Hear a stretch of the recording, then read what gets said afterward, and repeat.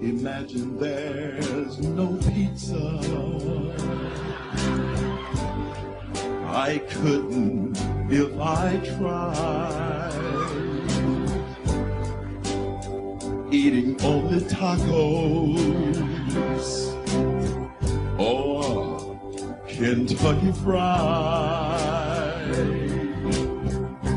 Imagine only burgers is frightening and sad. You're lucky you have pizza to feed your kids for you. No defrosting or cooking, and no dishes you must do.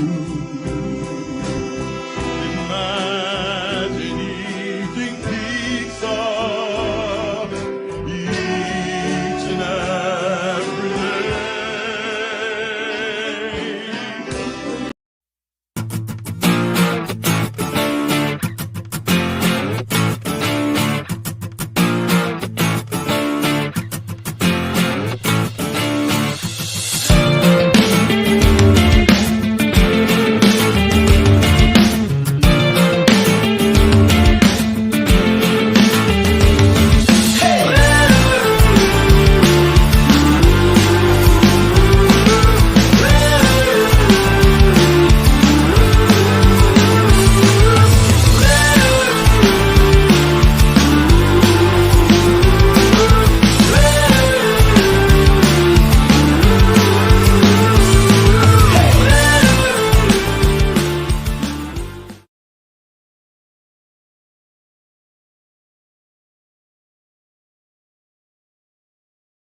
Whoa. I'm sorry, folks. I don't know what just happened there. Listen, here we are. Another Hyperfocus Monday. I apologize for the close-up eyes there. Yes, Jackson. Yes. Guys, it is Hyperfocus. Welcome to another conversation. Whatever this is going to be. It's going to be fantastic no matter what it is. Guys, you're watching the Bombadcast YouTube channel. I am Jerry the Cannon Junkie. You can find this show on Monday nights around 8 p.m. You can also, on Wednesday evenings, find my lovely co-host and Bombad brother, Scotty J-Ro, playing some fantastic games in Bombad Gaming. Check that out. Listen, we got all kinds of shows here, but the one that I know a lot of you come here to really savor the flavor. Pardon me for saying savor the flavor. It's been a day. Listen, I didn't even change out of my winter depression hoodie. Okay, this is how real you're getting tonight. Okay, so just bear with me. But you listen, we have the main show, the wonderful Bombad hour or to 2 to 3 hours of power every Thursday, the live stream, the main show, the Bombadcast. Guys, welcome again to Hyperfocus. And you know what? I'm not alone tonight. It'd be weird if I was. But I have with me a good friend, but also a regular for Hyperfocus, and that is the one, the only Mr. Michael McCoy, resident Trioculus lore keeper. It's true. Michael. At Celebration, I will be the first person to ever cosplay as Trioculus. I don't know how I'm going to do it yet, but I have declared it that it will be so.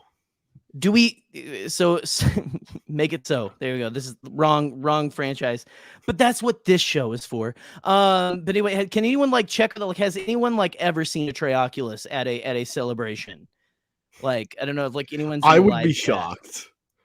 There's a million Wilro hoods, but there will Jackson. That is false. That is your account, and we all know it. It's been proven.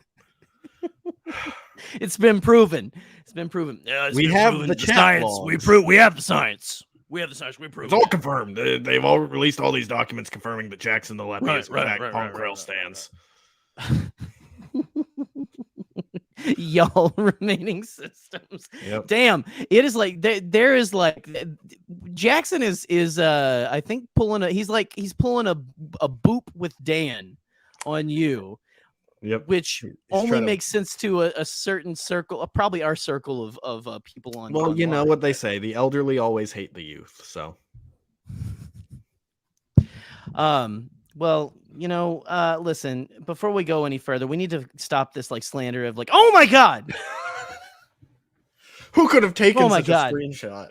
He's everywhere. He has eyes everywhere. Always watching. Always watching, quite literally. And those, I mean, just the cow-eyed look there just looks a little like Roz from I'm sorry, Jackson, I love you. Anyway. Hi, Michael. It's Hello, good to Jerry. see you. So glad to be here talking whatever we're going to talk about. Listen, and it could be anything. It could be the fact that Trioculus is an underrated character, I would think. You have any other characters you feel like are underrated? Maybe Triclops. You want to stand? Who's Ray's father? I stand by the fact that Triclops is canon. And it's only a matter of time. Secrets of the Sith, we're going to find out for sure.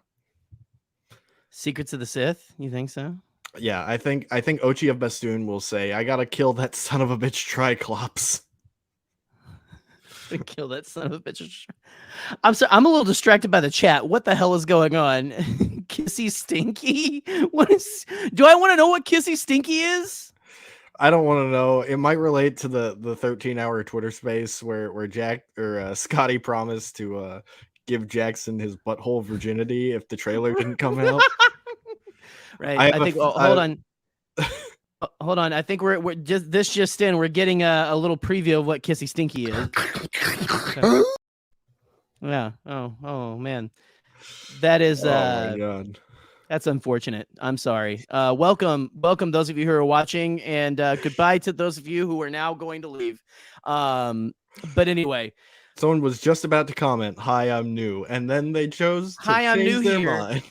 This is the worst channel to be new to. We had Master Chief. That's why Master Chief only showed up for one episode. You remember that episode? I do. Glorious vividly. Episode where Master Chief comes in. It's like, "Hi, I'm new here." I wish we had that. Like, on. We got to go back and find that. Never to be seen again. I miss him and Ice Age Baby so bad. But just imagine coming into this channel, it being your first time. I mean, y'all in the chat, like, hey, I'm new here. You see, when I started listening to Bombadcast, it was the first episode, and you guys restrained yourself somewhat back then. I can't imagine trying to jump in nowadays. Right. I've been gradually indoctrinated into all of this. It's like Boop calls it a cult, the cult of Bombad. And like it, yeah. I mean, truly, we are like a cult following, I think. I would say so. The amount of weird inside jokes there are and Bombad the amount of inside joke t-shirts that we have that no one buys. Exactly. Except for that one. Hell yeah. Oh, I'm sorry. I'm still like, Brian, this is fantastic. Kissy Stinky, is that what makes a butt baby? Oh yeah, Connor's here because he knows all about cults. He runs one, so It's the better cult. Oh my God. Yeah, look at all this. It's all in there. Well, listen, Michael, before we ride off the rails too much farther. I mean, look, and again, like there's no rails. We had them removed I think a couple years ago, like we had them removed after we dropped off the Beyond the Blast Doors network, I think. I think way before that, because you guys still did Space Alex Jones back then. Well, that's where he was born. Space Alex Jones was born on the Beyond the Blast Doors network. That's why you could probably only find him on there right now. Right now is the key word, kids. Wink, wink. Michael, let's stop making this about me and Scotty, okay? Because this episode is supposed to be about you and Me? Yes, Who yes, listens to you Modelo me? sucking son of a gun, you. Listen. Here's the thing, and I know everyone in the chat's waiting for it. Michael, what have you been hyper focused on recently? I've been hyper focused on writing, actually. I've gotten back into writing Star Wars short stories because I've been having a rough couple weeks just personally, and I've needed a sort of creative outlet for that. And I recently started outlining, and actually last night started putting words to a page for my next Star Wars short story. Nice. I wish I had like an applause button or something, like so we could do like what I don't know what the best way. I don't know what the best one to do for here. You get one of these. Wait. Holy crap. Oh my God! I knew it! Again, that's Jackson making any content that he puts on twitter.com right there. That's from the Jackson household. Yeah, but he puts it on his alt account, Pong Krellstan. But anyway, dude, that's fantastic. Like, congratulations. That's awesome. And we all stand a king who can admit when they're kind of going through some shit and realizing that they need. So let's hear it in the chat. Like, give Michael all the praise and everything. Oh, thank you. But I can talk a little bit about the story itself without giving away spoilers. Ooh, because I got that directly from. Sorry, Jackson. I got that directly from the security cameras. Okay, that's all that's from. Please continue. So it actually ties back to the creepypasta that I wrote for the last creepypasta episode. There is no death. So fantastic. Go check out that episode, by the way, guys. Our creepypasta episodes have been awesome because of Michael, honestly. Like, Michael writes like a ton of shit. Like, your shirt is a reference to the first creepypasta episode, right? This is Celibate Rage right here. The Celibate Rage t-shirt, TeePublic, bombadcast, tpublic.com. Anyway, please continue. I'm gonna make you big screen. There you go. No. Okay. No pressure there. Hey, but now you can admire all the Jedi Prince books. Look at the beautiful background. There you go. So it is a prequel to the story There Is No Death, which is going to retroactively make that story even more sad by making you care about the main characters even more, knowing that they meet a gruesome end. Oh God. It is somewhat inspired by Master and Apprentice, the Claudia Gray novel. Because it deals a lot with the beginning of the Master Padawan relationship between the characters of Caius and Soraya, and some of the I don't want to give too much away, so that's all I'll say about it for now. Ooh, that's a lot of sizzle, man. Like, seriously, if you haven't listened to any of Michael's stories or anything, like, go watch our creepypasta episodes and stuff. And like, you also like have a couple on your All Remaining Systems channel, right? It's true. Yeah. Okay. I've got one called The Weak Link, which is about a sort of Bane era Sith Lords. I've got one called Scorn, which ties back to a Star Wars RPG I ran a couple years ago. And then There Is No Death you can also just find on its own on my channel. Okay. But I recommend actually listening to it on Bombad's page, because then you get to see Jared's reaction to it and him get really sad. Oh man, it was like we were absolutely like shattered by the end of Jared's exact review was "Fuck you, we ain't cool no more." Oh I my was like, god. yeah, I And, like, deserve it. oh man, no, that was like, you came on that episode to read that, didn't you? Or was it like I had done a reading of it and sent it in. I wasn't on the episode right. itself.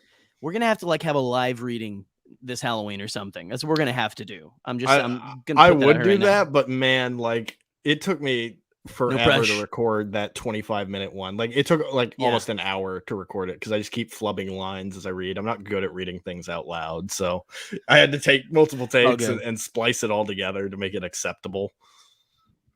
Well, I just love that. I love that you have that as your creative outlet and everything. You can do that, and it is like, again, like everything that I've ever like heard, like in most of them, like you've done like terrific audio dramas. Just saying. I know, like it's hard to put your stuff out there because like none of us like the sound of our own voice. I feel like I think that's just like a human thing where it's like you hearing it come out of your mouth is like, oh, it's great. You listen back and you're like, who the hell is that? Like, what's going on? Yep, that's the curse of any audio producer, I feel. But here's the thing though, is that like you have a legitimately terrific voice. I'm gonna go ahead. Listen, you're welcome. But no. Like go check out those audio dramas and stuff like that. And especially check out the creepypasta episodes. Go to all remaining systems, all that kind of stuff. But so you're working on that. Is there anything else that you are currently working on writing that you can give us any hints to, or any other projects, anything in the works you want to talk about? In terms of other stories I'm writing, I've got an idea for one, but I don't know if I'm actually gonna pull the trigger on it just because it's okay. I got partway through it earlier last year, and then I hit a point where I was like, this is a fun story, I guess. Yeah. But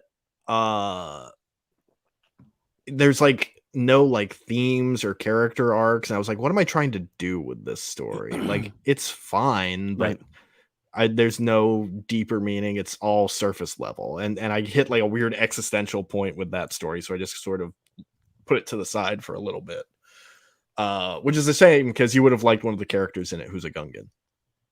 Oh shit, I love Gungans. I especially love when Gungans are not like the stereotypical Gungan as well. So I'll talk a bit about the character because I've talked about him before on podcast because he was a mainstay in my Star Wars RPG.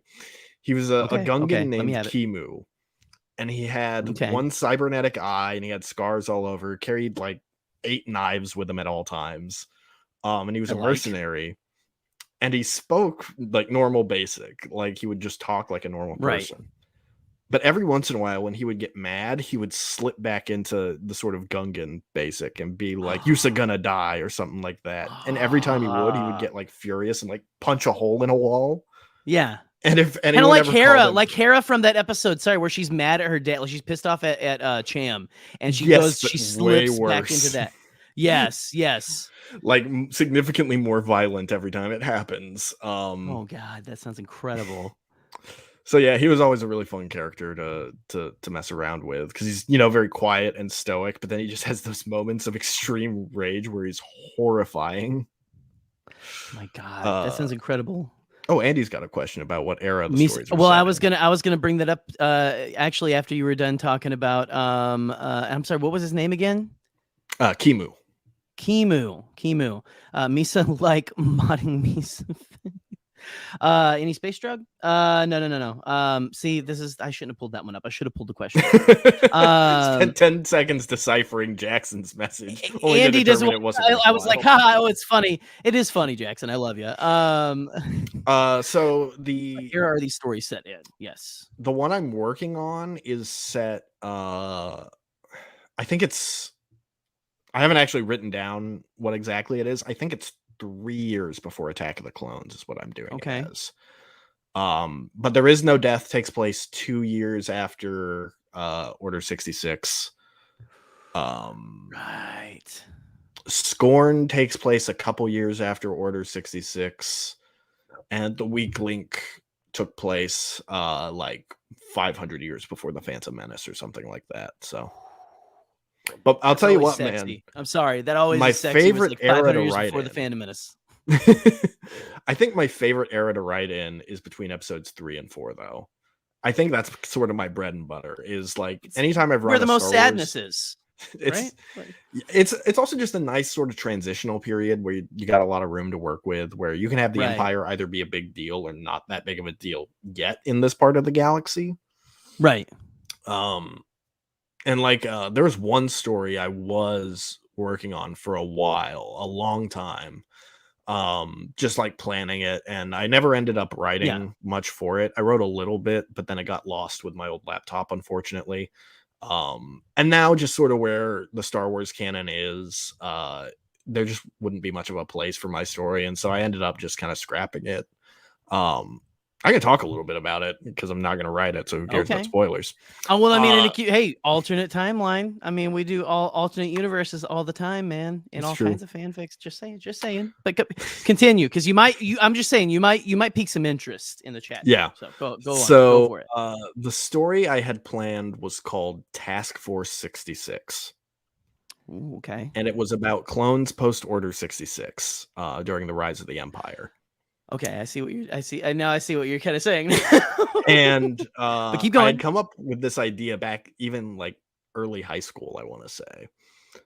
Because there was a Star Wars book that I read at one point that was Republic Commando Order 66. It was an awful book and I hated it, and I wanted a better version of it, basically. Right. Because I don't know how familiar you are with the Republic Commando series of books or the works of Karen Travis. I'm not particularly I'm not all gelled in there. So Karen Travis had a problem writing where she was obsessed with Mandalorians. Like creepy obsessed with Mandalorians. Oh. And wrote them as being like superior to the Jedi and the Sith. And like she would include a bunch of like Mandalorian terminology. Like it was like there would be like 3 to 4 Mando words per page. Like it was a goddamn nightmare to read, and I hated it. The 10 words for Mandalorians have huge dicks. Yeah. And shit like that. Like okay. And just it was really annoying to read, and treating the Mandos as like being they're better than the Jedi and the Sith. Yeah.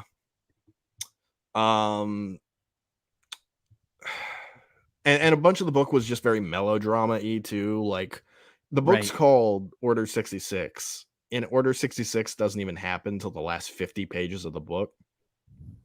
And most of the book is about dealing with like a Jedi and clones relationship and how they have a child together. And it's okay. It's bad. It's bad. Okay. I'll take your word for it. So real quick here. Hi, Tommy. Hi, Brian. Oh, hey, welcome. Tommy, Brian. Good to see y'all. Go for sorry. Please continue. So your story, right? Yes. Like I was trying to remember where I was going with it. No, you're like you were in your story, but then you're like, let me take a quick side thing. It's here to talk about like Hyperfocus. these toxically masculine, like these giant buff Mandos that don't say excuse me when they walk past you and stuff like that. Damn straight. So yeah, this story was going to be about clones post Order 66 and clones that had refused Order 66 in particular. Now, the first complication with this story came with the Clone Wars introduction of the inhibitor chips, which I've talked about this a bit on my podcast before. When that first happened, I was not a fan of it. I thought it was a much more interesting story decision if the clones did have a choice in Order 66. Right. But I've actually come around on it over the years where I like both versions.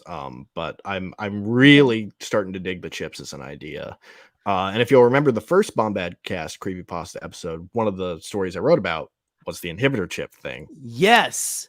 And that's so good. I just got chills when you brought that up because like I'm like, oh right, that was such a good one. Yeah, because one of the things I often do with any form of like creative Star Wars stuff, whether it be an RPG or a something I'm writing, is a lot of times I like to take things I don't like and just sort of explore them, and by the end of it I end up liking it more. Right. Like for example, back in Clone Wars, even wasn't crazy about the Witches of Dathomir. I thought that their sort of magic was just very goofy and over the top. Now I'm totally fine with it. Now it's just Star Wars to me. Right. Rise of Skywalker. It's funny. Comes out. It's funny how time does that. I know. Eventually, Yeah. if you like a thing, it's like, God, there was a time I thought Give me new Savage stuff. Opress was the dumbest character ever, and now I'm totally fine with him. I've loved him name and all since day one. His brother's name was Maul. I mean, come on, like, and we're like going to be okay with Savage. Maul. It's that his first Fine. and last name are goofy menacing. It's I know, and it's like the way that you like put the accents on Savage, like so you put the accent on Savage, like you put the emphasis on the wrong syllable, basically. But yeah, like even in a Star Wars RPG I ran, I made the Sith Eternal a part of it, because I wasn't crazy about them in the Rise of Skywalker, but I was like, right, if I throw them in, maybe I'll like them more by the end. Sure. But yeah, so I had introduced a plot point in this book where, in the story, the plot point was going to be that there was one Kaminoan city that produced clones with modified inhibitor chips, so that it wouldn't force them to comply with the order. Instead, it would have just, suggested it. The logic behind that being, clones are supposed to not be like droids because they're supposed to be free thinking and able to choose their own path and whatnot. Right. And so there was like some Kaminoan scientists who were like, we'll just modify this chip. It's fine. Not knowing the true purpose behind it. So there's like 3% of clones, like some small number like that just don't have those same inhibitor chips. So the story was going to focus on those sorts of clones. I had a few characters planned for it. One of them was going to be the main character. I think his name was Sweep. Sweep? Yes, because it was supposed to be like either you sweep a room or he sweeps the ladies off their feet. It was sort of a double. Okay. Because he also would have like a wife and children, and that would be part of his conflict of trying to stay safe. Because he was supposed to kill a Jedi, but actually shot another clone to save the Jedi, only for the Jedi to then be killed anyway in the attack. So close. Yeah. There was another character who was like a sniper character who was going to be named Impact. He was a sniper during the attack on the temple, and at one point refused to fire on the Jedi. There was another character. I like that. He was going to be a Republic commando named Snow. Okay. And he was just awful. Not like in terms of being a person, but as a soldier. Like people are like, how the hell was this guy a commando? He sucks at everything. And at the like me if I was a commando, right? Like well, there's a reason behind it. Later in the story, it would have been revealed that he was actually not Snow. He was a deserter who killed Snow and stole his identity. Because they're clones, how would you know the difference between them? Right. And so he like deserted just before Order 66, stumbled upon Snow after he had killed a Jedi, realized he was going to get caught, killed Snow, and donned his armor to become Snow. And he was just like a complete drunk and an idiot and just bad at everything. It does sound like me. Sorry. And then the final character in this squad was going to be a clone named Vestige, who is the character I was kind of most excited to write. Good name. I'm sorry. That's a fucking badass name. Keep going, please. I'm sorry. And his deal was going to be that he hated the Jedi.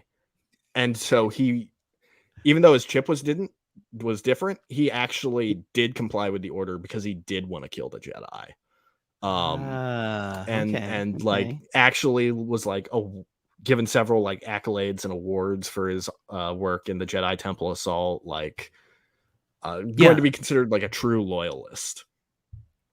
And so the plot, sort of the inciting incident for all these characters to be gathered is actually ties back to a Star Wars RPG I used to run, because I was going to introduce a character who had been from that, who was an ISB agent, but it was before she became an ISB agent.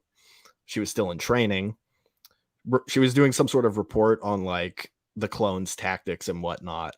And so she had stumbled upon these reports where things weren't adding up with why these clones didn't, kill the Jedi, or like with the sniper, she was like, this clone should have been able to take out those Jedi, and yet they didn't die at that specific time, blah, blah, blah, blah, blah.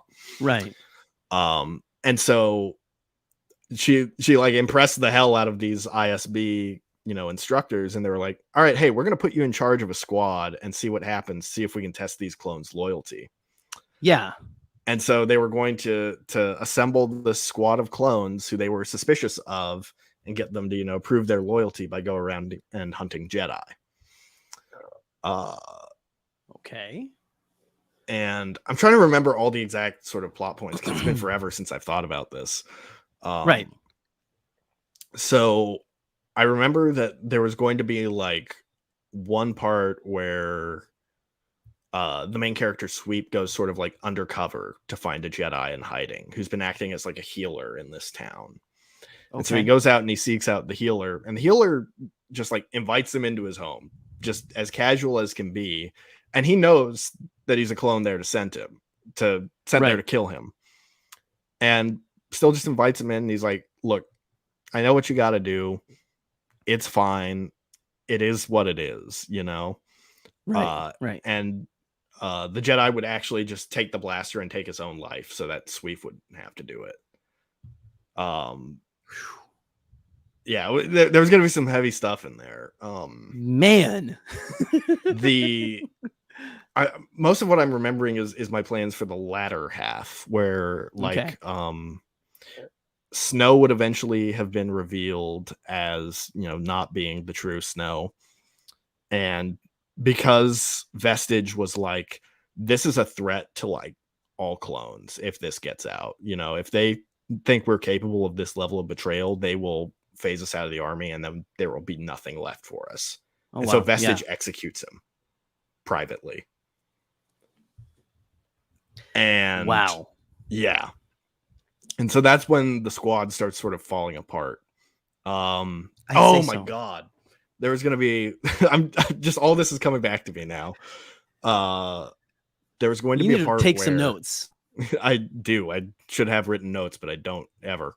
So there was going to be a subplot where Impact was like running a support group for clones after the war, and clones who had been like, wounded or just phased out of the military by that point.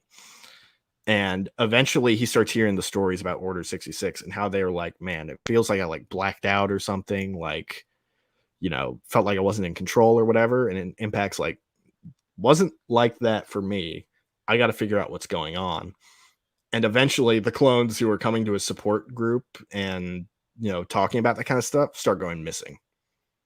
And like the Empire's like quietly killing them off if they talk too much about it. Like, yeah. God. And so eventually some heavy fascist shit right there. Damn, man. So eventually Impact was going to defect and like release some video to the HoloNet talking about all the evil shit the Empire has done and what they've done to the clones, maybe talk about the inhibitor chips or something. Yeah. But the video would get quickly suppressed by the Empire. It doesn't end up doing much, but by then the Empire's like, yeah, we need to start phasing these clones out. They're too dangerous. Nice. Yeah. There were some other plots with that Imperial agent being like a former member of Death Watch, and another Imperial tries to like blackmail her. So she just gets Vestige to kill that Imperial. Like there was going to be some like interesting sort of like backdoor politicking going on. That was kind of interesting. Nice. No, that's very interesting. My God, man. Like I think that could still fit into, and again, like you could even do like we're saying, like an alternate universe kind of thing if you wanted to. But Yeah, that's interesting at least. But It listen, is. don't let me tell you what you need to and don't need to write. I just like to generally adhere to canon or be close enough to it, you know. so that it can kind of just be another story in the universe. Yeah, kind of thing. I dig that. I dig that. I tend to blend canon and legends in everything I write anyway. Take a little bit from canon, a little bit from legends. I did this in RPGs too. Just sort of blend it together. Basically, so whatever's interesting, I'll take it, you know? Right. Which, like, it feels like what they're doing currently, honestly. Yeah. It's just like, oh, that's interesting. Let's pluck that out of obscurity and put it right here. I mean, even things where like there's contradictions between canon and legends, like the Kyber crystal thing, you know, back in Legends, you know, Sith just had fake synthetic Kyber crystals, and they're like, they just came color default, and that's based on the color, that's what kind of Jedi you are, that kind of stuff. Yeah. Whereas in canon, it's a lot more spiritual, and you have more of a connection with the crystal and whatnot. Right. And like, I like that better. So I was like, all right, for my RPG clearly stuff, written I'll by a that. man who was a hippie in you know, like from the hippie era and everything. Right. Right. Or at least that it I don't think it was necessarily him that came up with it, but like, I feel like it makes his heart happy or something. Right. Because I'll tell you what, man, that bleeding the Kyber crystal stuff is some of my favorite stuff that the new canon has added. Like, it's pretty badass. Like I love how they make them like almost like they're not sentient, but they almost kind of are in a weird. Like it's and I know people make fun like, oh, so if you just get mad enough, your crystal will turn red or whatever, and that's not. It's not really how it works. You gotta be a little bit more than frustrated to get it to work. Yeah. You know, right? No, it's like it's like dude, it's like freaking Sauron pouring his malice into the One Ring, not to get like, you know, not to mix the nerd shit Connor's up, gonna like that reference. Yes, I know. I'm waiting for him to like comment there or something. But like, even when the lightsabers are mood rings, like in the Ninth Jedi, I think it works fine, you know? For that story, it was cool. Like, I like that. And honestly, I think there's a way to work that into canon, honestly. One of my favorite things about Visions was its sort of theme about the lightsabers being like a symbol of like the Jedi and the hope that they represent. Like, every single episode of Visions had something to do with Kyber crystals or lightsabers, you know? Right. Yeah, no, it's because that is like that is the synthesis of Star Wars, basically, is that whole like, I mean, like the end of Last Jedi, you got Tamiri Blag, aka Broom Boy, who everyone thought was coming back in the third one. There was no fucking way he was coming back in the third one. I'm sorry.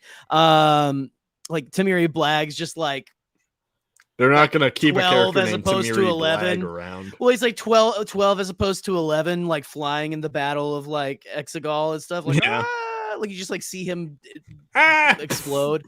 Whoa! Now this is pod racing. Now this is 5-year racing. I was gonna say, yeah.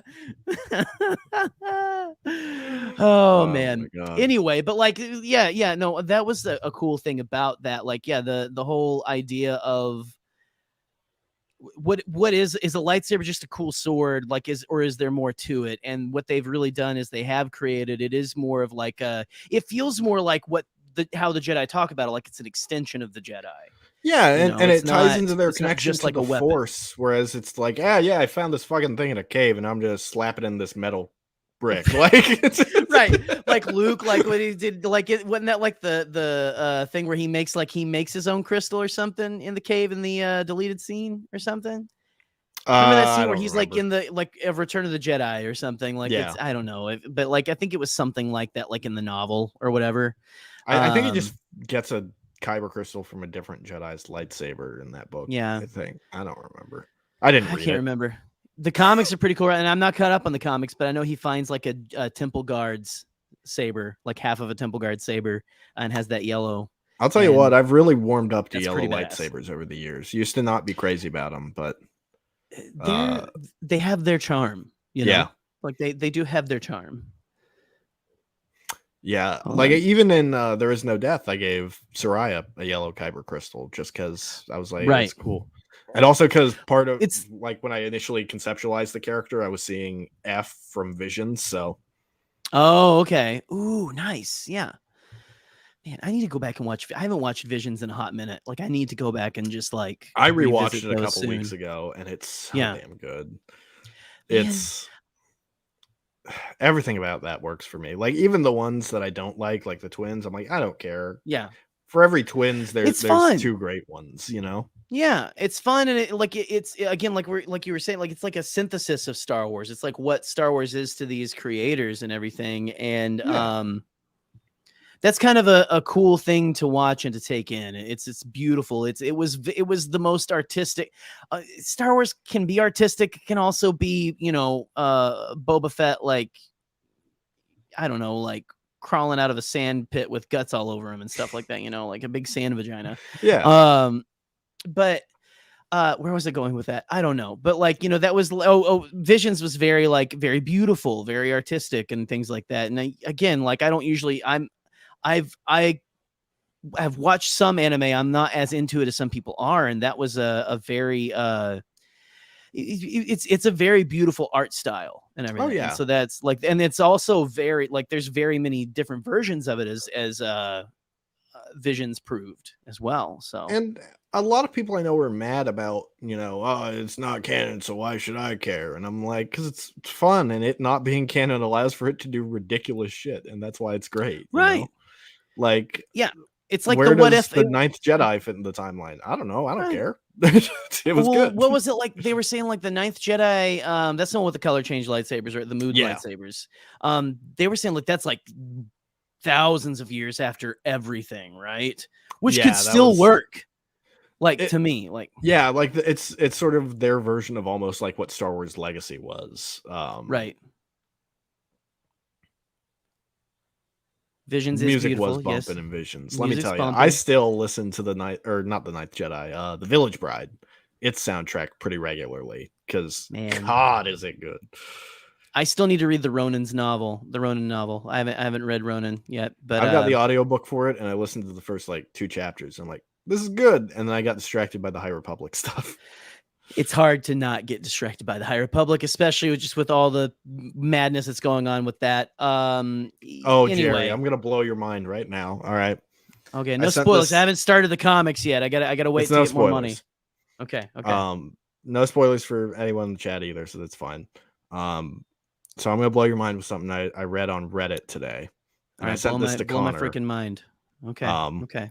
So all 3 of the main books, right? Light of the Jedi, Fallen Star, and actually no, this is spoilers. Never mind. I shouldn't say this. I was like, well, I've read Fallen Star. Okay, but like for people in the chat and everything. So for those of you who have not read Fallen Star, mute this until Jerry returns it to both of us on just screen. Mute until I go back to me. Yeah. And Michael. 5 seconds until spoilers. 5, 4, 3, 2. Okay. So the 3 main books are Light of the Jedi, Rising Storm, and Fallen Star, right? The titles of each of these books could potentially refer to Jedi characters in them. Light of the Jedi refers to Avar Kriss. Rising Storm refers to Elzar Mann and his inner conflict. And the Fallen Star refers to Stellan Gios. Oh my God. Oh man. Is that it? That's it. You can go back to no spoilers. All right. Spoilers are done. Come back in. I don't have a spoiler hat or like a cool like graphic with chicken on it like Jackson or Trandoshan arms and stuff like that, because we don't do that in this house. But oh man, I like that. I like that a lot. Yeah, that blew my mind when I read it at like 10 a.m. this morning. So I was like, I gotta send this shit to Connor immediately. That is fantastic. No, yeah. See, I love like the High Republic has been I wouldn't say it's even a surprise, but it's been some of the most fantastic stuff that I think we've gotten out of the publishing side in a long I've loved a lot of the stuff they've done, but like the High Republic has been like a good consistent, and maybe it's because they have basically their own story group and stuff. Like a bunch of people, like because I'm not trying to say like writers' rooms are better than singular creators and stuff at all, but like just that you have this group of people who are like, yeah, we have a vision that we want to execute. It's just so damn good. Like I've listened to Light of the Jedi 3 times since it came out. Like I'm obsessed with that book. There's a reason I've got it sitting on its own on my shelf right now, you know? Right.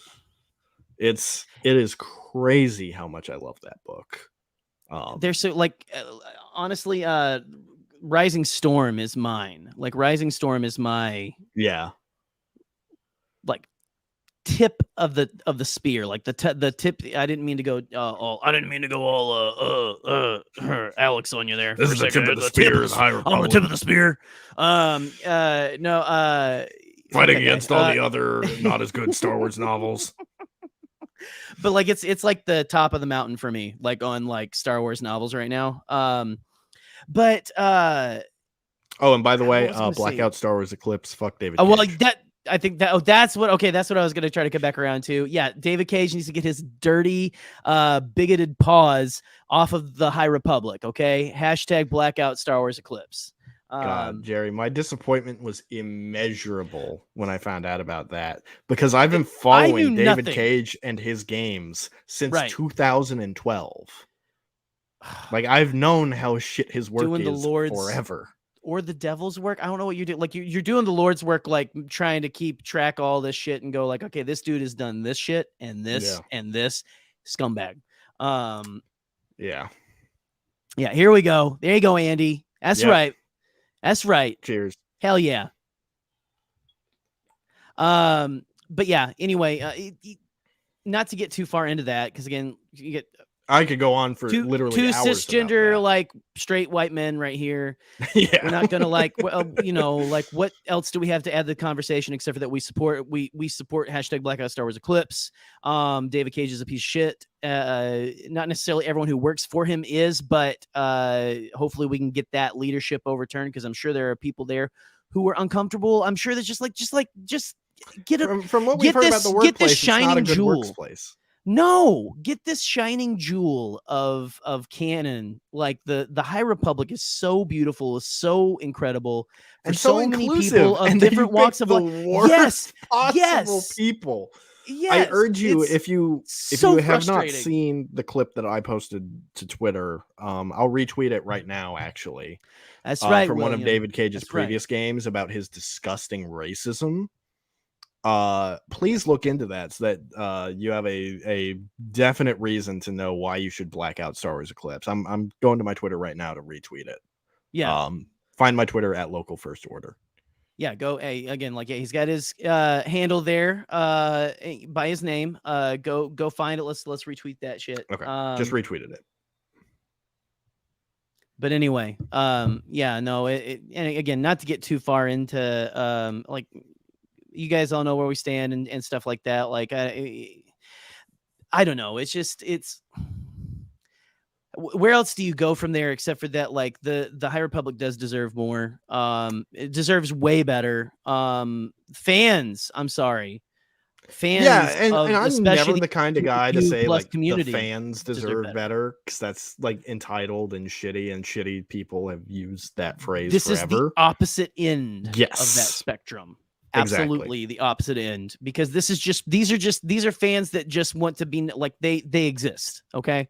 And I don't want people making a game that call them terrible slurs and shit like that. Like, I don't think a person who he doesn't make games for my friends, all the and women so in my fuck games him. are whores. Like, he should not be making a Star Wars game. I hope mom's. I was gonna say, like, just because I'm saying the F word a lot, I hope my mom's not watching. But at the same time, like, no, your boy is still. Listen. Fuck. We gotta stand up for some people here. Yeah, you gotta stand up. You gotta stand up sometimes. So, you better, Tommy. You better. I'll fight him David too. Cage. I'll join you. Call me when you go fight David Cage, and we'll team up on him. I don't know if this is it would be an art to watch you fight David Cage.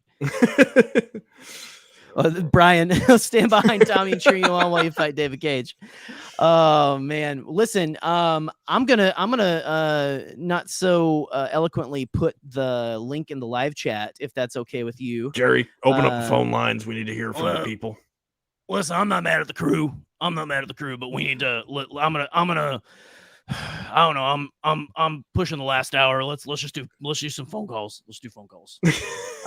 Listen. So guys, speaking of Alex Jones, I beat Spider-Man Miles Morales last night. And nice. They go all in on making J. Jonah Jameson Alex Jones. And there's a part where he's like, open up the phone lines. We gotta get some callers in. And then just no one calls in. He's just like, what do you mean the lines are open? Oh man. Okay. Listen, guys, it's live chat calling.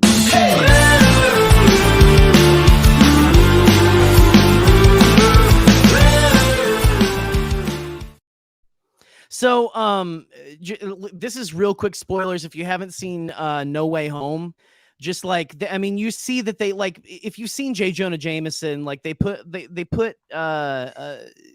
him in like the end of the last one, but like when he tries to push a supplement, in that, and I lost my mind. Oh, I was like the only person. Like I cackled. I was like, like the first time I watched it. So, like, and it was, oh man, it was a spiritual experience. I think it was transcendent. It was transcendent. We transcended the next dimension. ResetWars.com. Reset Wars. Don't go to ResetWars.com, please. We're not Don't pushing. support Alex Jones. No. Alex Jones is a piece of shit. Anyway. Guys, well, Michael, me and you, we have a couple of people popping in here, and I'm going to bring in our first guest, and let me go ahead and pull out I like this layout for when we have our guests come on. So, you like how I produce like just out loud and everything? Our first guest of the night is Boop.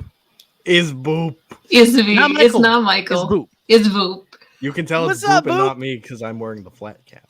Exactly. That's the only distinction between us. And sometimes that and the Jedi Prince series. The only. I can't freaking stand. Whatever. Hi guys. Hi. How you doing, Boop?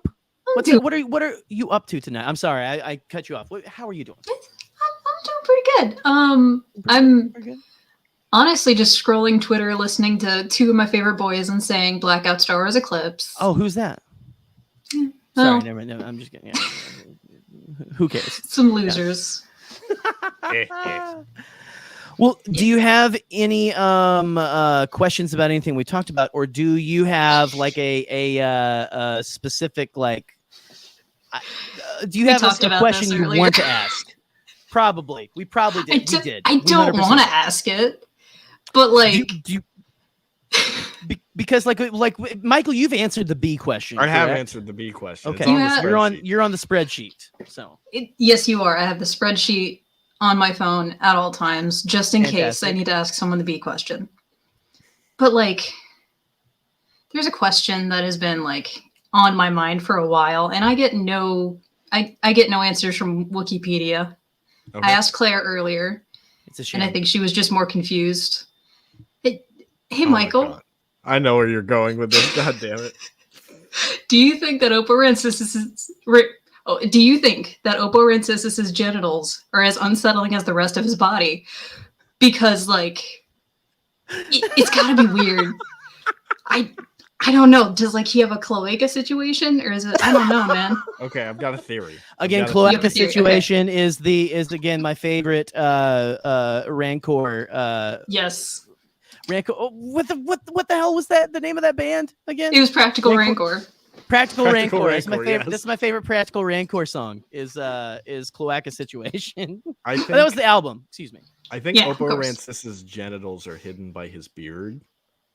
Oh my god. That's my theory. How far down does his beard go? It's pretty far. But it regardless, it's somewhere down there, and it's just really good at hiding it. But but I don't think he uses it to reproduce. I think he's like Piccolo in Dragon Ball, where he'll spit out an egg. Yes. That's my theory.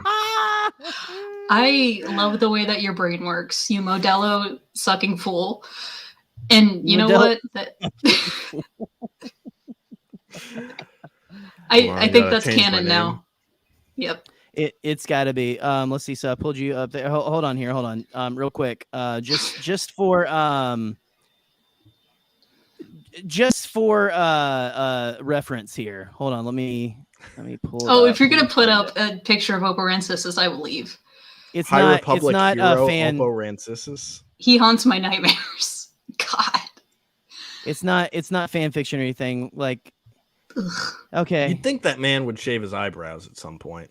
God, You no. would think. And see more of his face? Absolutely not. Yeah, no. Yeah, no. Screw that. Yeah, I'm gonna stop sharing. I hate that. Anyway. Yeah. Well, so what was your answer? Was just like, so it's hidden behind the beard, is what you Yeah. think. Okay. Dang. Hopefully that behind was the a road loud as noise. well. I hate Operensis with almost as much as I hate Ponkrell. And that's based on looks alone. It's fine. Listen, our Ponkrell viewers are deserves the dropping hate. just from the site of Operensis. Actually, You're welcome, buddy. So. Hold on, Andy. It's gotta be like the fish man from Shape of Water, right? Yeah. Andy is waiting in the thing there. Oh my god. I love Andy so much. Oh, they are the best. Listen, Boop, I'm gonna send you back into the green room there. Feel free to have a handful of popcorn shrimp. And are they blue? I'll only eat them if they're blue. Listen, There's some blue dye you can dip in. I've been told by Dan last week that we can't really like cross the streams with any Proaxium shit or anything. So like, listen, with brand new, get out your brand recognition across the things right there. People will think we're all the same show if we don't, you know? The day I start listening to a word Dan Miller says is the day that I die. Dan hates Trandoshans. Honestly, go away. There's no better way to like. That's like the best mic drop you could have done. So listen, feel free to hang out in the in the green room there. Love you. We'll talk to you in a little bit. Okay. Absolutely. Bye. Bye, Boop. Let's see. So, what do we got here? Who we got? Who's next? So I might have to bring Boop back on to ask someone the B question because they just asked about the B question. You know what? I'm gonna bring on another regular real quick here, and you know what? Here he comes. Wait. Holy crap. Holy crap. Holy. Oh my god. I knew it. Ah! What's up, Connor? Connor. You know, I still need to find. I'm still trying to find that original video on TikTok. That one right there. Yeah. Like dude, I saved that like the moment I found it. I was like, honestly, I think it was on I got the original because I saw it on Perfectly Cut Streams, which is one of my favorite, like it's a pretty solid one of my favorite Twitter follows is that, and then also Perfectly Cut Clips or Perfectly Cut Shots or something. I forget what it is, but just like anyway, that's where if I usually share a weird ass clip, it's from that. All right, I'm gonna message you after this because I need that bad. Okay. It's a really good clip. I laugh literally every time. My body. It kills me every time. Yeah. Listen, Connor, welcome. Yes, it's good to see you. You as well. Thank you. Do you have anything that you would like to ask Michael or myself, or anything that we talked about? Or did you show up at the like last 5 minutes, like last time, or some shit? Like no, I was here for the whole thing. I just wanted to say like real. Yeah, I actually didn't have stuff to go to. You're good. I'm just. I wouldn't mess with you if I didn't love you. Fair enough. No questions that I can think of. I was actually trying to think of questions, but like couldn't think of anything. But just Blackout Star Wars Eclipse and fascinating stuff from your discussions with Story, Michael. Mhm. Like, if there's one thing I really, really, really like talking about to people, like, provided within reason I can tell people about it. It's just the process of how the story changes. Oh, yeah. I don't know. There's just something about, I'll watch that. I'll pay good money to watch that, Tommy. All 4 arms. Good money. He deserves it too. He does. I'm not scared to say that too, Jackson, you know. Dexter Jester looking ass. You guys you guys are terrible. No, Jackson's terrible for making that account. Let me I tell know. you. Yeah. It's sad. It's really a sad life. Why would he stoop to that level? And why would he make an entire day dedicated to Pong Krell? Who would do that? Jackson would. He's I've an got agent no of comments. chaos. He is an agent of chaos. You know who else is an agent of chaos? Steve Palpatine. Welcome to the chat, my man. I have no idea what this means, and also 100% true. I don't know what that means either. Like, well, let's just say you gotta get really good at yoga. That's all I'll say. So, and maybe take out a rib or two. Yeah, just a couple of ribs. You know, it is what it is. To eat them, right? Roast them, you know. I mean, sure, if you really want. Okay. What are we even talking about anymore? I don't even know. I don't know. It's okay. Hyperfocus is mini Bombad. It's Bombad light. Bite-sized Bombad. Bite-sized Bombad. It's like, yeah, it's its own animal, but it is like it is a spiritual child of the Bombad cast for sure, right? Like it's like it's not. Yeah, sure, it's spiritual. We just talked about. We got Dan in the blowing chat. my own shrimp.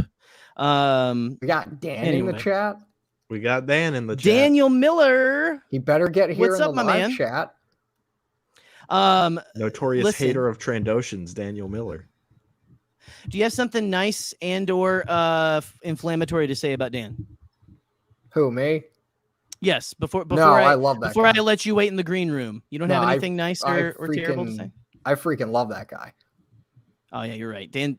Listen, barring Boop coming back in here and beating the shit out of all of us, I had a lot of fun hanging out with Dan last week. I'll just say, Dan's a cool. It was a good time. That's all I'll say. That's all I'll say.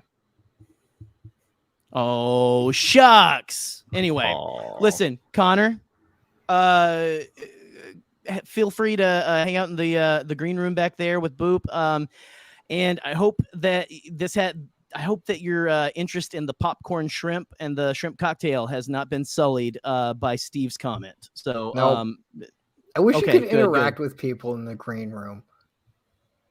It would be like, listen, whenever I make my own StreamYard, like we need to like get off the ground our own StreamYard or something where like you just go fucking hang out on Discord, you nerds. Anyway, bye, That's Connor. true. I love you. Now listen, we have I don't know if I call them a regular, but Andy is definitely I just gave away who it was. Shit. I'm sorry, Andy. Andy's in the green room. Let's bring them in. Hold on. Here we go. Do you want a clip? You know what? I'm just gonna bring you in. How are you doing tonight, Andy? I don't know if I'm a regular, but I'm like a weird creep who watches these once it's not live anymore. So That's like most of us are weird creeps. I like pretend I'm all of your friends. I'm like, oh, look at the chat going. Like I can't interact with anyone. That's a thing. That's a thing with like podcasts and things like. And I know this is technically, honestly, I think of all of our shows on Bombadcast right now, this might make the best podcast because it's the least visual of all of the shows. Honestly, the this least is a podcast clips. Format. Right. For sure, right. Yeah. But no, Andy. Listen. You're. Honestly, I wouldn't want to come in here either. Okay, like you see the live chat. Like, listen. I love Steve. Thank you, Steve. Thank you. I'm just kidding. I'm picking on Steve Palpatine tonight, and I don't know why I'm doing that. I always do. Yeah, listen, when you throw the Senate at Yoda and all that other shit, like you still haven't answered for any of that, man. Okay, like come on. Anyway, Andy, Yeah. how are you tonight? I was having a rough one. Like I'm in bed. I'm in my I'm jammies. so This is sorry. my bed. That's weird. But No, I'm hanging out with you guys in bed. I'm having a good time. Had a beer. It was great. Nice. That's fantastic. Hey, listen, don't feel bad. My bed literally is like we've talked about this before. I could reach out and touch my bed. That's literally the space I'm in right now. So you're good. Did you hear me at the beginning? I'm in my depression hoodie. It's fine. It is what It's it a is. mood. So. It's a mood. And we were Yeah. talking before the stream. I've got what I described as my nightmare recliner right by me. So. Oh yeah, like I talked about like how like man we were talking about how we like man it's been kind of like a fucking rough like whatever, and what is it like? Sometimes I get home. I said sometimes I get home and I just like collapse. Like today I just like got in bed and like scrolled Twitter, kind of a thing is what I told him like at 2 p.m. And he goes, oh, yeah, usually I get home from work and I sit in my nightmare chair. I don't know why I described it like that. It's just... TM. That is nightmare chair to like a throne. Trademark. Yeah. Nightmare throne sounds a little more imposing. That sounds like metal as hell, too, honestly. Like the Nightmare Throne. That's my first album. It's practical. Yeah. Okay. Like, are you is like a side project from, are you in Practical Rancor? Or is no, like... I have I'm actually a rapper. My rapper name is Lil Whiff of Sushi. Don't ask the origins behind it. I won't. I'm not sure I want to know. So I got a question for you guys. Off topic, but that's okay. We were talking about whole Trandoshan hating, and we were talking about Punkrell, and we were talking about he who will not be named, David Cage. So my question is, if you could punch the guy. one type of alien in Star Wars, who would you want to punch? Ooh. Not like specific character, but just like overall alien. Because I think we all have that one like creature design that you irrationally hate. Like someone hates Trandoshans. Yeah, listen, like showing his cards right there. Dan. Yeah, there it is. Like... for me, it's Quarren. What is it? I fucking hate Quarren. Okay. Ooh, okay. And I used to like bring them up all the time in my Edge of the Empire campaign to like make my players murder the shit out of Quarren because I hate Quarren. I'm so glad you mentioned that because mine also stems from an Edge of the Empire game I ran several years ago. Then my players all started buying me Quarren miniatures. So then I had there was a really sexual Quarren miniature from the 2D. Clone Wars, where he's like shirtless and like chiseled and like in like a sexy skirt thing. So then I had all these Quarren miniatures that my players kept buying me. I fucking hate Quarren. For me, I think it's Rhodians. My players really hated Rhodians. It's the fingers. I don't like the fingers. There's a lot of suckers on that bitch, I mean, like... Yeah. I do love the like blatant reuse of the Greedo costume. Yes, in a new home, there's like 5 Greedos in Tatooine. I just love that like Jabba has like an Amazon employee like uniform for his Rhodian bounty hunters. It's like come on, man. Like, what are you doing? They'd be showing up all over the place. But you're right, Jerry. The snoot would be very satisfying, I bet. Yes. I feel especially that punch. Especially the one from Boba, like from Book of Boba Fett, like at the beginning that like it's been so long ago, like I've almost forgotten about the narc Rhodian and everything that just kept like anyway, punch that dude in the snoot. Yeah, I did love meleeing Quarren in Battlefront because their tentacle beards would go like flying. Right. Very good. No, that's fantastic. That's a solid question, though. That is like I'm still thinking because I don't think I've. Man, what species is Sai Snoodles? Oh, it wouldn't be that. I love Sai. She is what is she? I'm not crazy about her design. She's a Palawak. or whatever. A queen, like, is what she is. She is a queen, a goddamn queen. She is all limbs though, which is a lot going on. Yeah.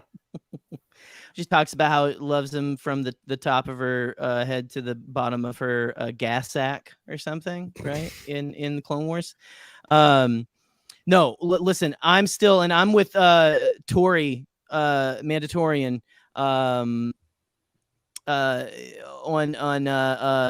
where is our queen, Sice Noodles? Why hasn't she showed up? Does she not survive? And of course, I want Zhao Yaoza. You just want Zhao Yaoza.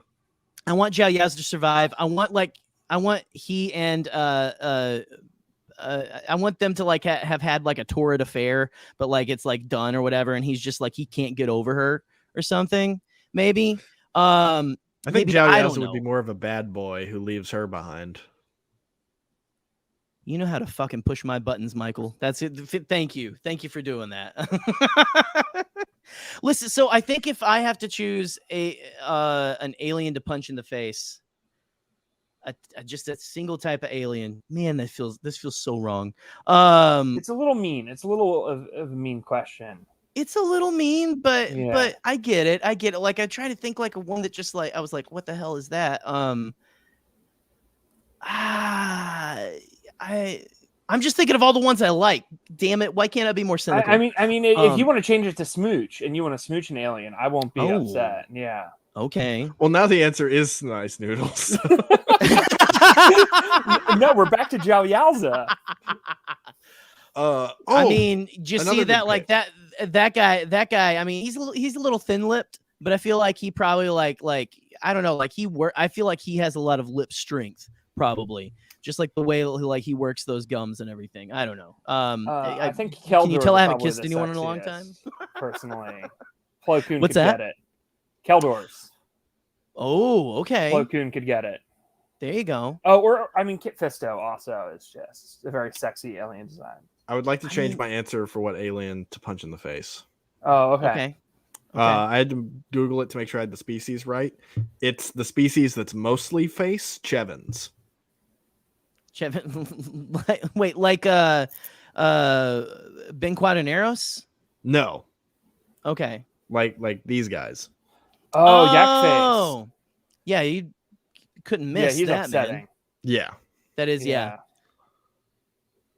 I think I would probably punch and run away from a Monomon. Or whatever. I forget what he is. Oh, no, you know what? What is the species? Utapowan. Oh yeah, they're creepy. Just like right in the pinstripes. Battle droids. Right in the pinstripe face. And then Just that like, weird dude who's like an opened up taco shell. And they roll around on the bottom of Utapau from the canceled Clone Wars arc.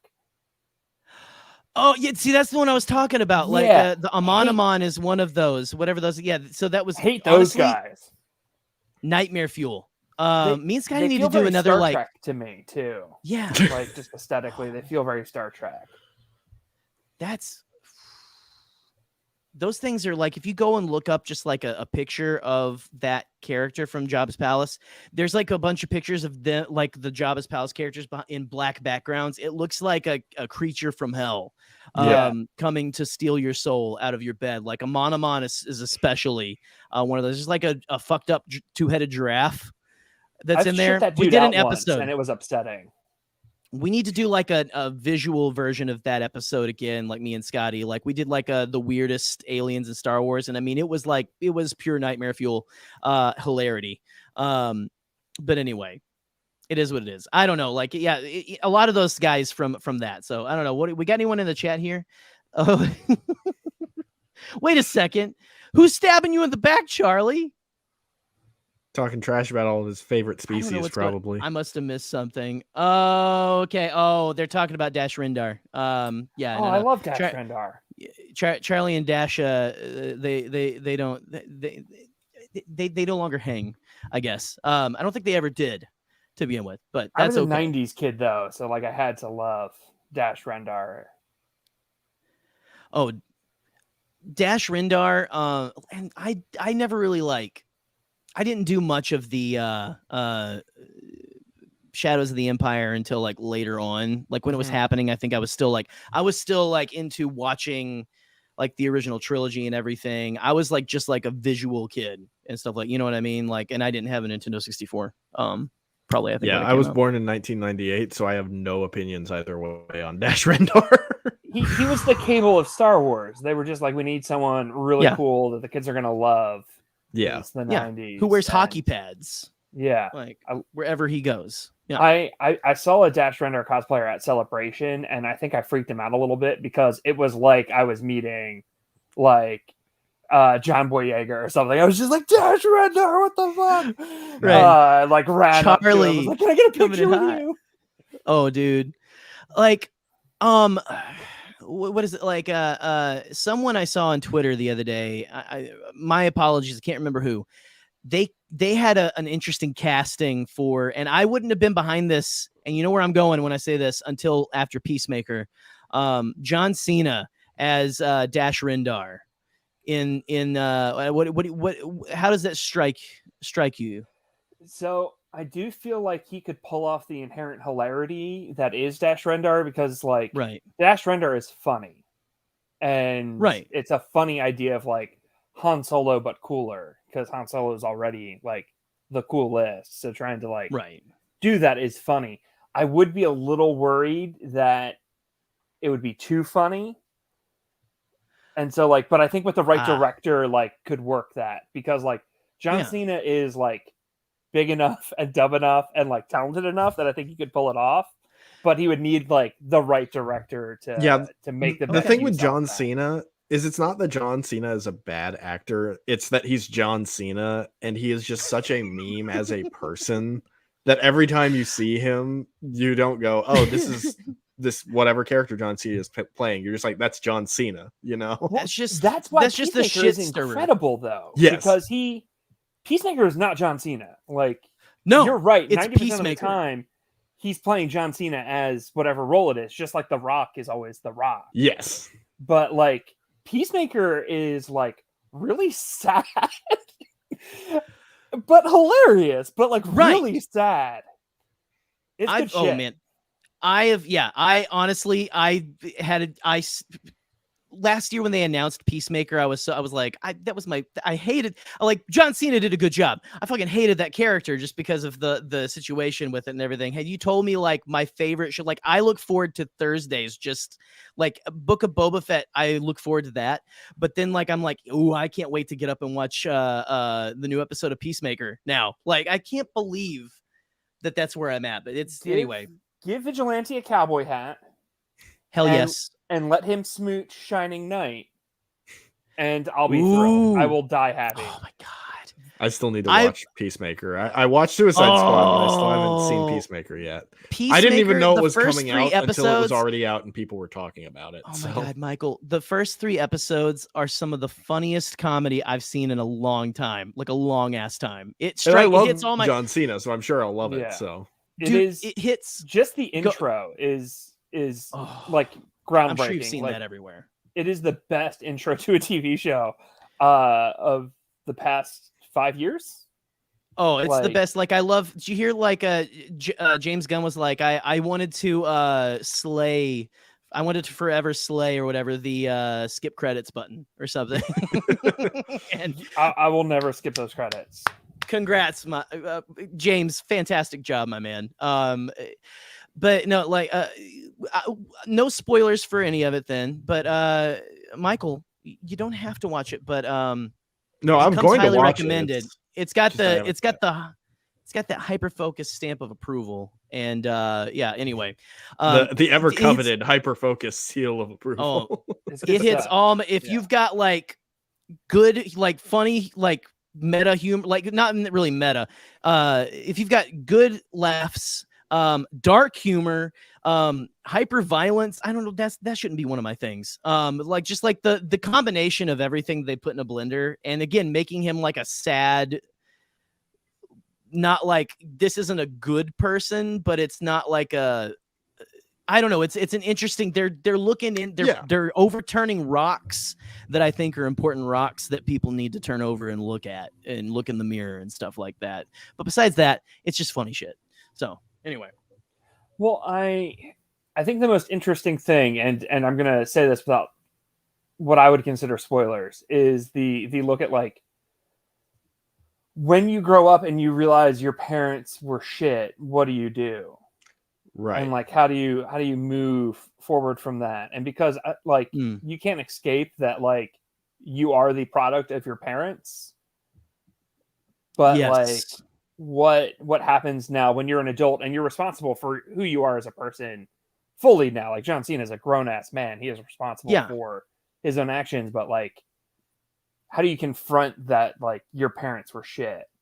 And that is the most interesting part of the show, other than the hilarity and the intense violence and the good like superhero references. Like they referenced Matter Eater Lad and I about had an aneurysm. I was dude, honestly, like this is like right up your alley. Was that they took the most obscure characters like Polka Dot Man, and I was just like, fuck yeah, I'm rooting for Polka Dot Man. And they made you care about Polka Dot Man, which is not easy. Because it's Polka Dot Man. Polka Dot Man was like my favorite character in the Suicide Squad. But no, seriously, Michael, you're gonna love this show. It's Andy, you're absolutely right. Like that's the best thing about it. This has just become like a review for Peacemaker now, and I am here for it. But that is the most interesting thing, and also like just his interactions with the different, like it is an ensemble cast, I would say. Like the cast is fantastic, and I was like Abadayo, I'm sorry, I'm gonna get her name wrong. I don't want to say, and I can't say anything. I can't who I'm talking about. The newbie to the team. Yeah. I got you. She's fantastic, and I love her relationship with Peacemaker that they have. And I'm gonna end all that talk with Charlie's can't wait for the Zack Snyder Peacemaker where John Cena solemnly looks into the distance while shooting people in slow motion. Well, also you can't forget the unsubtle Jesus metaphor that will be included in Peacemaker. One of my favorite memes of all time is that picture from a Reddit thread where it's like subtle symbolism in film, and it's Henry Cavill Superman in front of a mural of Jesus saying, "If I sacrifice myself to save the people of Earth." I'm right. I hate that so much because Superman is Moses. Like, yes, the metaphor of Superman is Moses. He's put in a basket, sent to people who are not his own. Like. Written by Jewish creators, like it's it's really, really on the nose. And Zack Snyder is like, no, but what if we threw a bunch of Jesus in this? Jesus was the more popular character in the Bible, so the imagery will be more. I'm on a stream. Oh, hi, fiance. I'm in a bathroom. Hi. Well, listen, Andy, thank you so much for stopping by. Oh, it's okay. Just send me into the green room. I was gonna say, hey, listen, thank you so much for stopping in. Thanks for having me. Any last thing that you want to say before we send you out there with the popcorn shrimp and all of that goodness? Last time you brought me on, I got drunk and I yelled about X-Men, and here I am yelling about Peacemaker. So just bring me on next time and we'll tackle another comic book property. Let's do it again. Let's Let's get drunk and yell about Matter Eater Lad or something. See y'all. So, see ya, Andy. Bye, Andy. Oh, what a fantastic night, man. Like this has been a great deal of fun. Thank you so much, Michael, for coming on, for joining. Oh, hold on. Oh. Surprise caller. This is like freaking pro wrestling all the way from the back. I had no idea that there was someone else in the waiting in the green room, and my apologies to said person. But listen, we have one last guest. Here they come. I'm gonna bring him in I'm just gonna start bringing people in with this video. Wait, holy crap. Oh my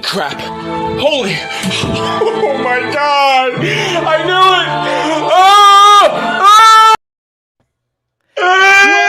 it. Dan from out of nowhere. What's up, Dan? I love that video. From downtown. That's one of my all-time favorite TikToks. All time. So anyway. I'm sorry I joined in late, but welcome, sir. Welcome. Better late than never, my friend. That's right. This is a great show. I love Hyperfocus. It's definitely gonna be my new thing every week here on the Bombadcast. Hell yeah, there we go. It's a beautiful plug. Thanks, Dan. Checks in the mail. Yes, thank you. And again, like I don't know. Bombadcast shill.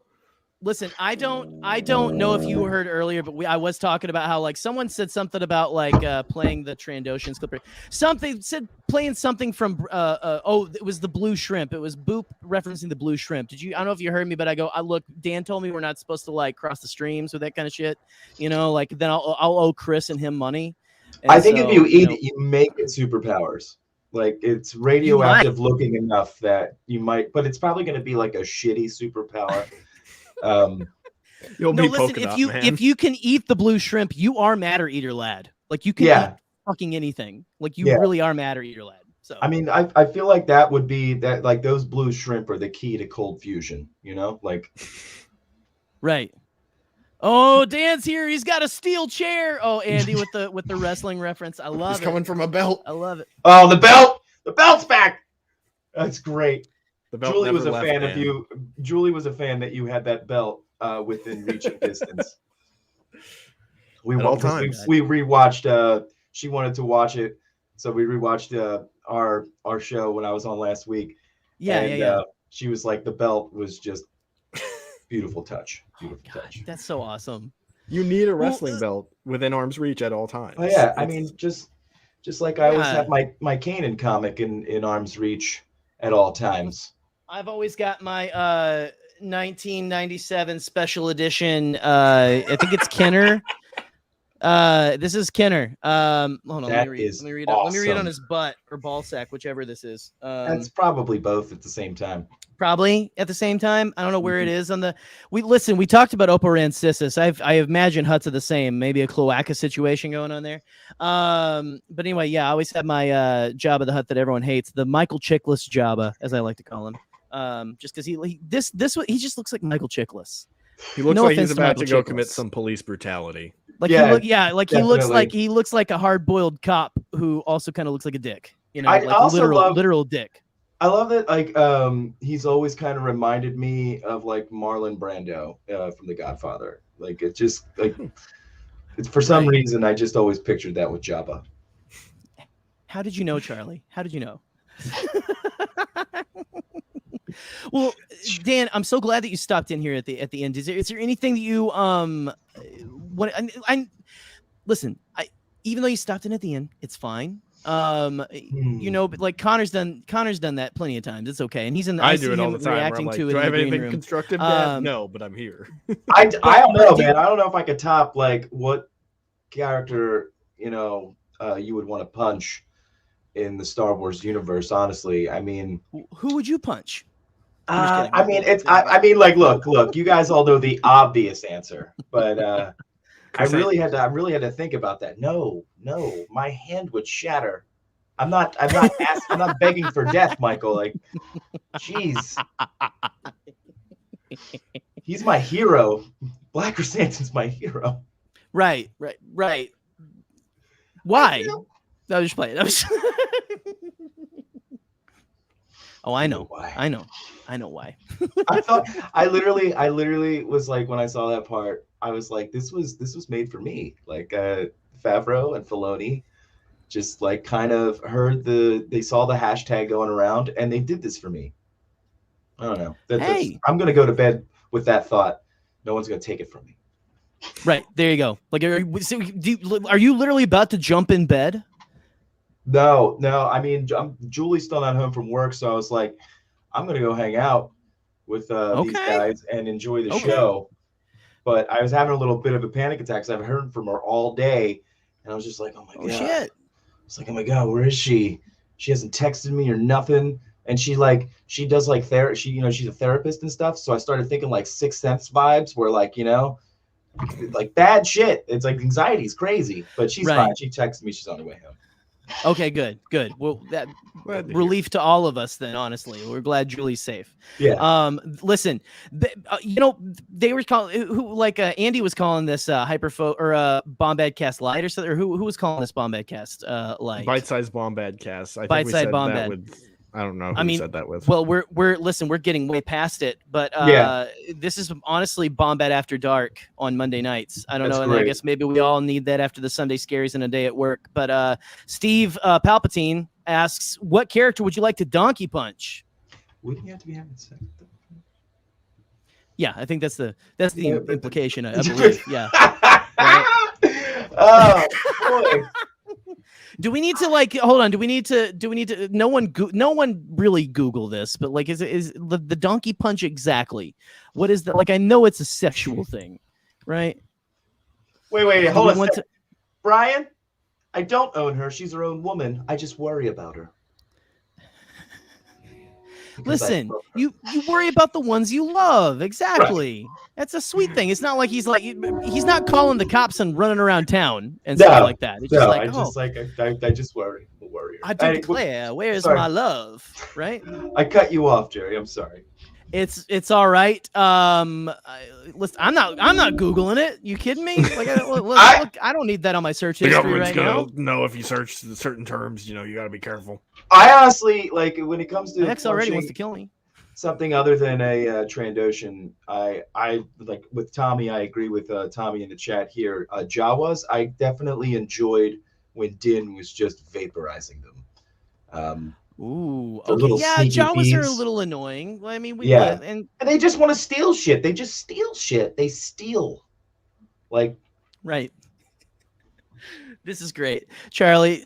Dan staring out of the window with Padme's ruminations playing. holding my necklace. Hold on. Let me pull you up full screen here. I almost said let me pull you up large. What size do you take your Hyperfocus? Hold on. Large. Okay, now what size donkey punch do you take? Mega. Mega. I can't show my hands.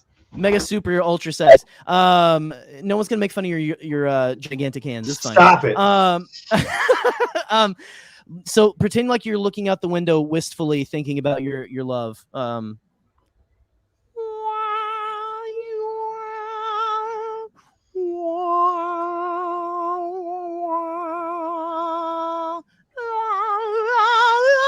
Okay, I'm gonna stop now because I'm this close. I think I'm this close to doing something that is just going to be offensive to everyone's ears. So yeah, it's fine. Well, this was great. Thanks for throwing me in here at the last minute of your show, Michael. Love to hear from you, Dan. Hey, I'm ready for the next invite for the RPG. Oh, it's coming. You're literally first in line. Ooh, sizzle. I think that everyone is waiting with bated breath to hear just more news from that. But listen, such a blast, man. It's always such a blast just doing that kind of shit. And so awesome. Yeah. Well, Dan, thanks for coming on, buddy. Glad to see you. Have fun in the green room. Have some blue shrimp. Love y'all. Love you too. Whoa! Wrong button. My bad. Later. Nailed it. We're real professionals. See, this is why I would benefit from a producer, but then also the show wouldn't be half as fun. I'm just saying. Exactly. But anyway, Michael, let me make sure. No surprise friends. No surprise friends.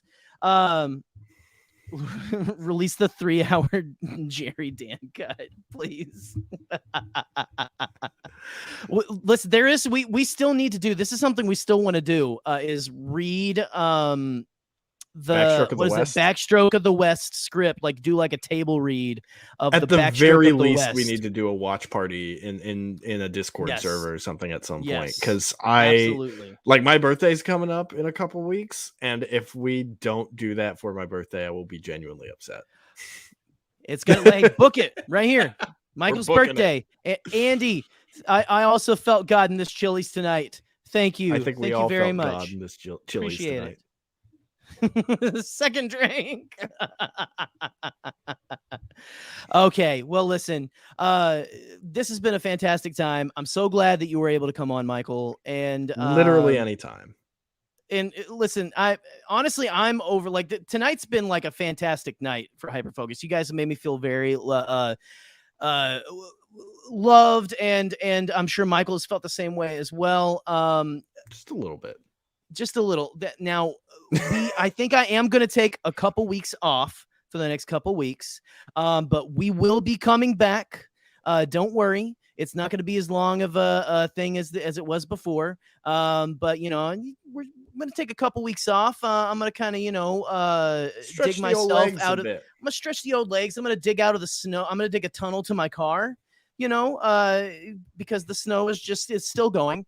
But Michael, why don't you real quick before we go, now that I've made that announcement and plug, tell the good people where they can find you and all the fantastic stuff that you do.